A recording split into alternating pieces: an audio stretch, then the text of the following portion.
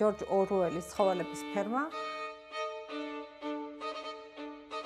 წიგნი იწყება იმით, რომ ცხოველებს სურთ დამოუკიდებელი ფერმის აშენება, სადაც ისინი იქნებიან თავისუფალი ადამიანების დიქტატურისგან და საკუთარი ნებით იწყებენ მუშაობას, მაგრამ დროთა განმავლობაში მმართველი კლასი, ასე ვთქვათ, მათ ატერორებს, ატყუებს და აიძულებს, რომ იმუშაონ მათ სასარგებლოდ. საბოლოო ჯამში ისე გამოდის, რომ ეს ცხოველები აღმოაჩენენ ერთშვენიერ დღეს, რომ ყველა ის პრინციპი, რა პრინციპითაც შეიქმნა ფერმა, სადღაც გამქრალია, ხოლო ფერმის მმართველები გამხდარან ცხოველები, გამხდარან ადამიანები, ანუ ისინი ვისაც თავიდან ისინი ებრძოდნენ. ეს ნაწარმოები შეიქმნა იმ დროს, როდესაც იყო საბჭოთა კავშირი, ომი იყო საბჭოთა კავშირსა და ფაშისტურ გერმანიას შორის, ეს არის ალეგორია, რა თქმა უნდა, საბჭოთა კავშირზე, თუმცა ძალიან ბევრი პარალელია ნებისმიერ დიქტატურულ სამყაროსთან, დღევანდელ დღესთან, ძალიან ბევრი რაღაცის ამოკითხვა შეიძლება ამ წიგნში, რაც ძალიან დამაფიქრებელი და ჭკუის სასწავლებელია. თუ რა შეიძლება მოვიდეს საზოგადოებას, სადაც შიში ისადგურებს ყველაფერზე მაღლა,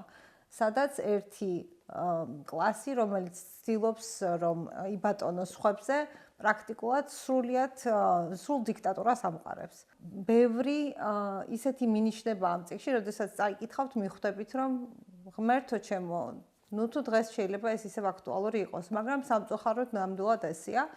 და თუ კი გსურთ, რომ ერთ დღესაც არ გაიღვიძოთ ცხოველების ფერმაში, დაფიქრდით, როგორ ქვეყანაში გინდა ცხოვრება. ეს იყო გაკვეთილები დიქტატურაზე, განვიხილეთ ჯორჯ ორუელის ცხოველების ფერმა. მე ვარ თინა მამულაშვილი, ეს არის წიგნი, რომელშიც ყველა ცხოველი თანასწორია, ხოლო ზოგიერთი ცხოველი სხვებზე უფრო თანასწორია.